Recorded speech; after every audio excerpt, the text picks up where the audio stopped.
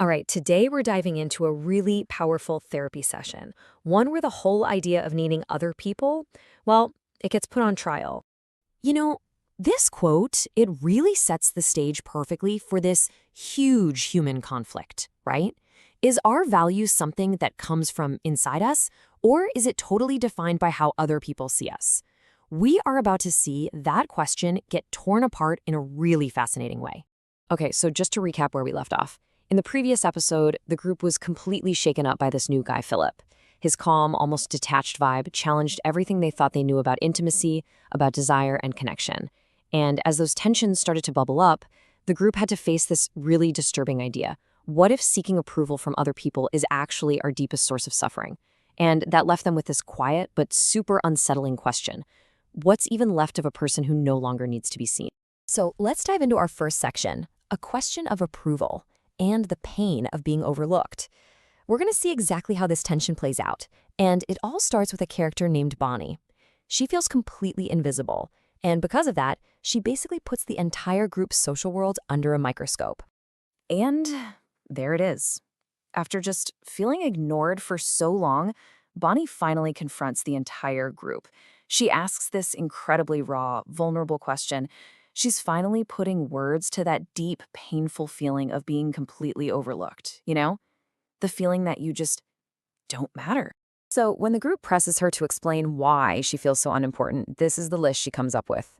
And I want you to look closely at what's happening here. She's not talking about who these people are on the inside, right? Not at all. She's judging everyone, including herself, based purely on external stuff. Their jobs, their looks, their success. It's all about the resume. Okay, now we're moving into our next section, hostages to others and a philosopher's diagnosis. This is where Philip, the new guy, steps in. And what's so interesting is that he doesn't see Bonnie's problem as just, her problem. He sees it as a condition that almost everyone else in that room is suffering from too. And check this out. This is how he illustrates his point, and it's brilliant. He puts Bonnie, who feels like she has zero status, right next to Rebecca, the gorgeous, successful lawyer who is terrified of losing her status as she gets older. See the connection? He says they're suffering from the exact same thing. They are both hostages, complete hostages to what other people think of them. So what's the answer? Well, Philip offers this really philosophical solution. He says, look, real happiness, true freedom, it's not about getting more and more approval from the outside world. It's about building up this kind of inner wealth. You build yourself up so much on the inside that you just don't need it from other people anymore. All right, that leads us right into our next section, the philosophy of detachment, or building an inner fortress. This is where Philip's idea snowballs into this really radical philosophy that just completely confuses the rest of the group. I mean, he's not just talking about having a little more self-confidence here. He's talking about a complete rewiring of what it even means to need other people. He basically turns the whole idea of loneliness on its head. For Philip, real loneliness isn't about being by yourself. No, real loneliness is that pain you feel when you need something from people that they just can't or won't give you. So his solution? It's simple and it's radical. Need nothing from anyone. And this is the absolute key to understanding him. His detachment, it's not about being cold or emotionless. It's a defense mechanism, a really deliberate and disciplined one. He sees seeking approval from others as a kind of torture, like letting your self-worth just get tossed around like a cork in the ocean. So what did he do? He built a fortress around himself to stop it. So, a new kind of human? A clash of worldviews. That's our next section.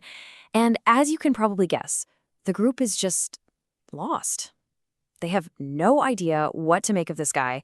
They keep trying to connect with him on a normal, human, emotional level, but it's like Philip is operating on a totally different planet. Here's a perfect example of what I mean. Stuart asks him a pretty standard therapy question. He's trying to get Philip to open up about his feelings, to engage with all the drama that's been happening around him. And Philip's answer is, wow. It's so direct, it's almost jarring. He's not being defensive or difficult. From his point of view, it's just a simple statement of fact. He's already seen these social games, he's analyzed them, and because of that, they just don't create an emotional response in him. Simple as that. Well, that prompts this reaction from Tony, and it really just sums up how the entire group is feeling. Confused and a little suspicious. To them, a person who doesn't have these kinds of emotional reactions, someone who isn't swayed by attraction or the need for approval, well, it just sounds mechanical. It's not human. It just doesn't compute for them. But then Philip explains his reasoning, and it's not about being cold at all. It actually comes from this deep philosophical belief from the philosopher Schopenhauer. The idea is that life, for everyone, is just fundamentally filled with suffering. And because of that, because we are all fellow sufferers in this thing called life, we owe each other tolerance and love. Even if, for him, that doesn't mean engaging on a typical emotional level. Which brings us to our final section, blooming for oneself and finding radical freedom.